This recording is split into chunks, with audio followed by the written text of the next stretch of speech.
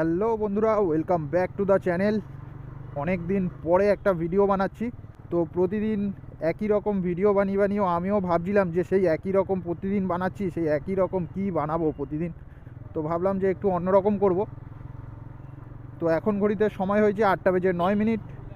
তো প্রতিদিনের মতো আজকেরও কাজে বেরিয়ে পড়েছি, কিন্তু আজকে তোমাদেরকে দুখানা ভাড়া দেখাবো এবং ফুল দেখাবো।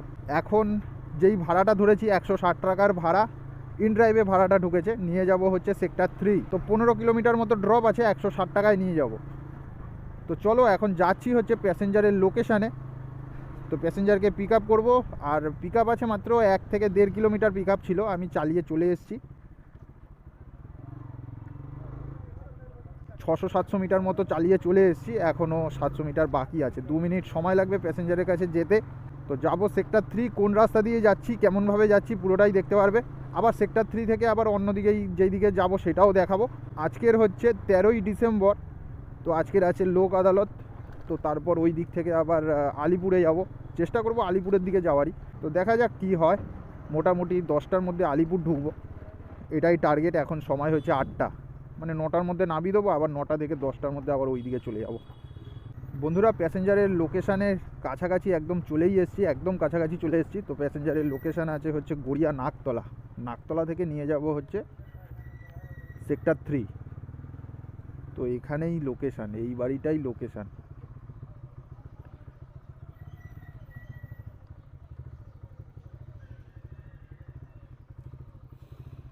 এই বাড়িটা হবে, নয়তো এই বাড়িটা হবে, যে কোনো একটা হবে হয়তো। দেখাচ্ছে তো এই বাড়িটা। দেখি একবার ফোন করি। ও, সল্টলেক স্টেডিয়াম যাবে, বুঝতে পারলে তো।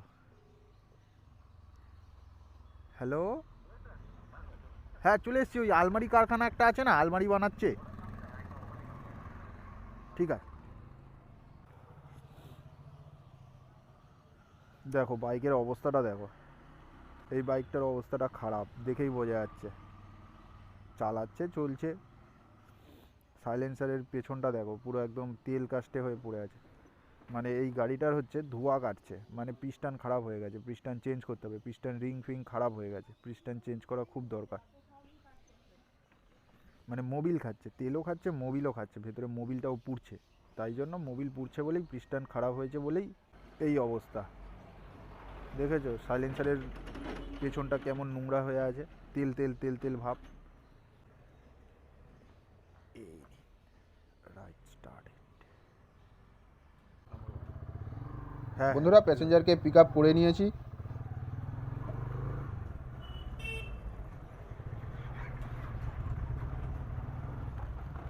এই অন্যদিকে তাকিয়েছি আর ঢুকে গেছি। হ্যাঁ হ্যাঁ হ্যাঁ, ওটা দিয়েই যাব।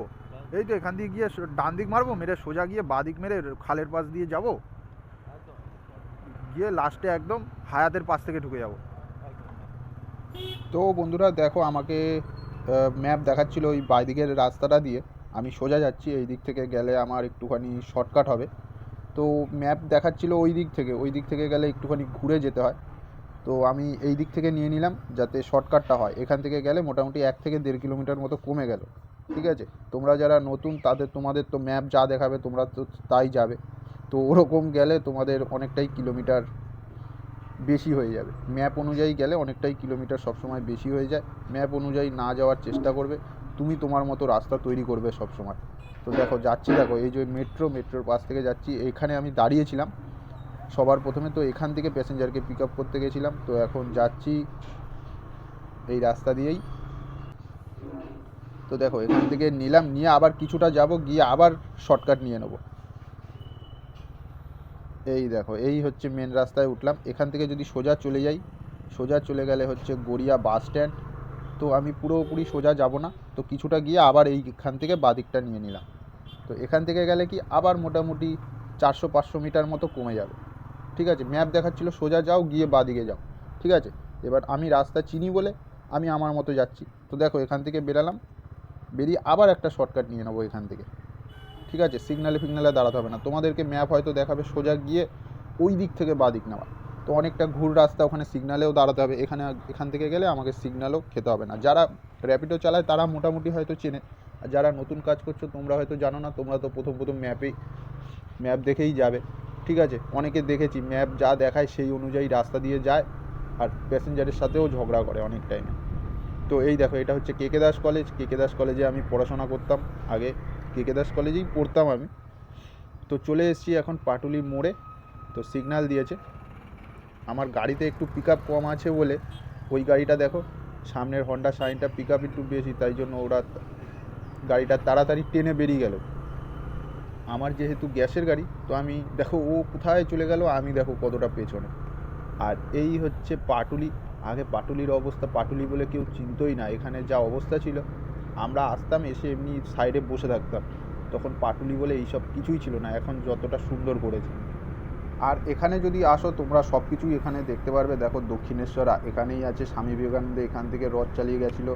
তারপর এখানে অনেক দোকানপাট হয়েছে, যা খেতে চাইবে তোমরা খেতে পারবে।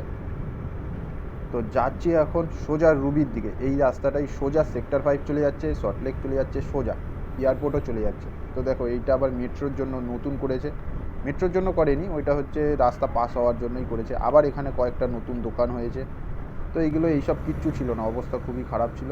এই বিল্ডিংটা, ডান দিকে যেই বিল্ডিংটা, এটাও নতুন হচ্ছে। তো দেখো এই হচ্ছে মেট্রো। মেট্রো কিন্তু চালু হয়ে গেছে, কিন্তু পুরোপুরি চালু হয়নি সেক্টর 5 পর্যন্ত।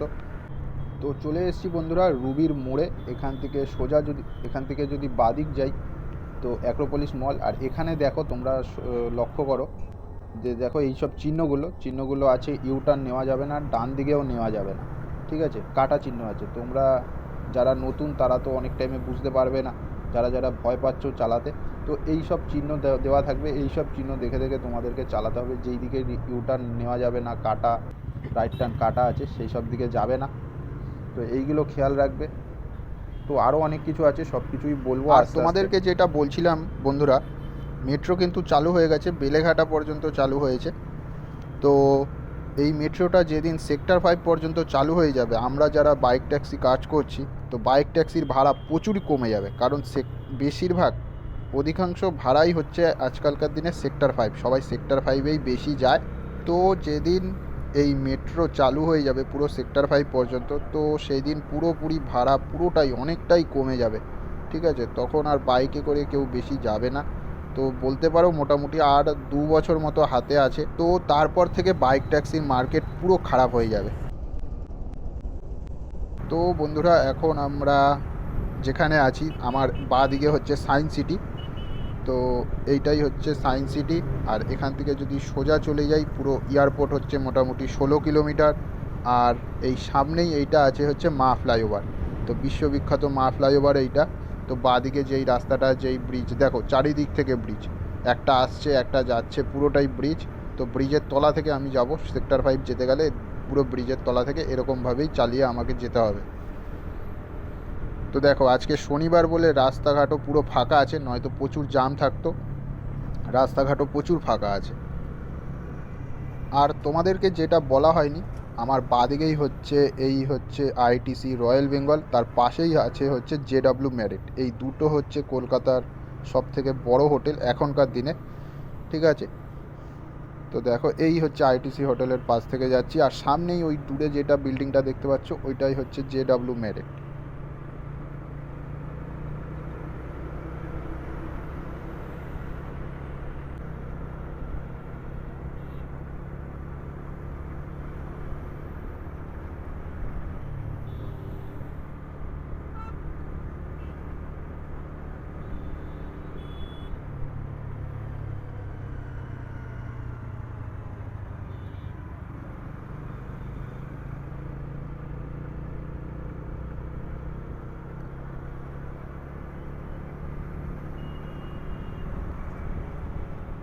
তো বন্ধুরা এখন তোমরা যেই মেট্রো লাইনটা দেখতে পাচ্ছ আমার ওপর থেকে যাচ্ছে, এই মেট্রো লাইনটা এখন কিন্তু চালু নেই, মানে মেট্রো এখনও পর্যন্ত চালু হয়নি এখান থেকে।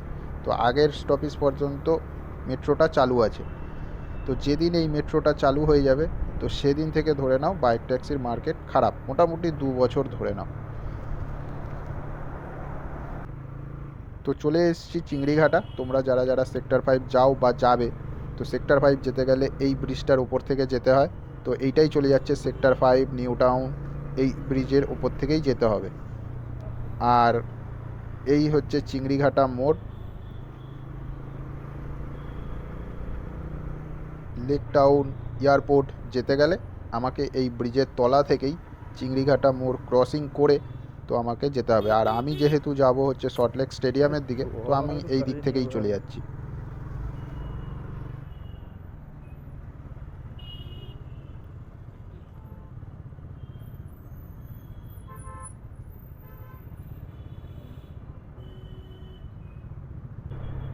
হ্যাঁ শিওর, এই সল্টলেক স্টেডিয়ামেই কিছু না কিছু আছে। হ্যাঁ হ্যাঁ, সল্টলেক স্টেডিয়ামেই কিছু না কিছু আছে, তাই জন্যই এরকমভাবে লিখে বন্ধুরা, আমি রেখেছে। এখনও পর্যন্ত জানি না যে সল্টলেক স্টেডিয়ামে মেসি আসবে, তাই জন্যই আমরা দুজন মিলে, যে প্যাসেঞ্জার সেও ভাবছে যে কিছু না কিছু তো আছে, আর আমিও ভাবছি যে কিছু না কিছু তো আছে, কি আছে সেটা। তো চালিয়ে যাচ্ছি, তো তারপর দেখতে পেলাম যে যে সবাই জার্সি পরে ঘোরাঘুরি করছে, তো তখন ভাবলাম যে হ্যাঁ মেসি আসবে, মেসি আসার কথা ছিল না। হ্যাঁ বাবারে, চলে এসেছি বন্ধুরা সল্টলেক স্টেডিয়াম। আমার ডান দিকেই হচ্ছে সল্টলেক স্টেডিয়াম, এখানেই মেসি আসবে, তাই জন্য এখানে কখনো দাঁড়াতে লাগে না।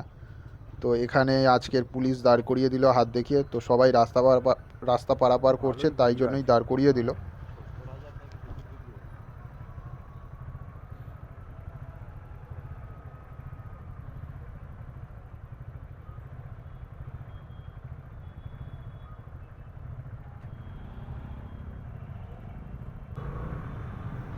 আর তোমরা যেই সামনে আমার ডান দিকে সামনের দিকে দেখতে পাচ্ছ, ওইটা হচ্ছে হায়াত হোটেল, তো ওখানেই হয়তো মেসি আছে। যে তো আবার এই আমরাও টাইমে দুজন মিলে জোরে জোরে ভাবছিলাম চালাচ্ছে। এখানেই থাকবে, এখান থেকে সল্টলেক স্টেডিয়ামের দূরত্বটা একদম কাছাকাছি, তো এখানেই থাকবে।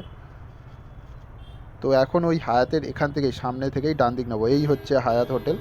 তো হ্যাঁ, এই এখান থেকেই হায়াতেই একটুখানি আছে। সামনে গেলেই ওখান থেকে ডান দিক আছে, ডান দিকে ওখান দিকে এটা তো সুবিধা, যাওয়ার রাস্তা আছে, একদম ওখান কাছে। থেকেই আমরা ডান দিক নেবো। তো একটুখানি এগিয়ে গিয়েই সল্টলেক স্টেডিয়ামের 1 নম্বর গেটেই প্যাসেঞ্জারকে ড্রপ করব। ঠিক আছে, আজকে ঢুকতে দিচ্ছে, এটাই অনেক।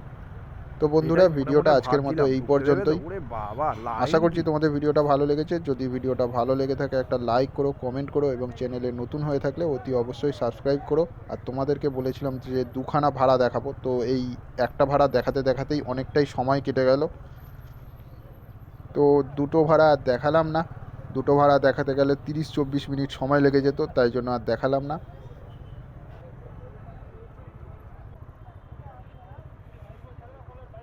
নিন। হ্যাঁ, আয়না করবো এদিকে।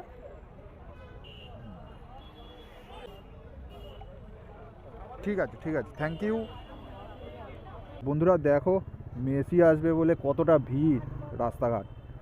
তো সবাই মেসিকে দেখতে এসছে। আমার অত আর দেখার শখ নেই মেসিকে, কারণ মেসিকে দেখতে গেলে আমার খাওয়া হবে না, উল্টে পকেটে টাকা চলে যাবে। তো তাই জন্যই বলবো যে মেসিকে না দেখে নিজেকে মেসি তৈরি করো, মেসির মতো তৈরি করো, মেসি যাতে তোমাকে দেখতে আসে।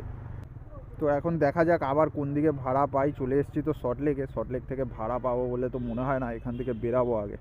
ভাড়া তো পাচ্ছি না, কিন্তু বাথরুম পেয়ে গেছে। বাথরুমটা কোথায় করবো এবার? চারিদিকে পুলিশ, যেখানে সেখানে দাঁড়াতে দেবে না, উল্টে আরও কী চক্করে ধরে নেবে। এখানে না দাঁড়ানোই ভালো।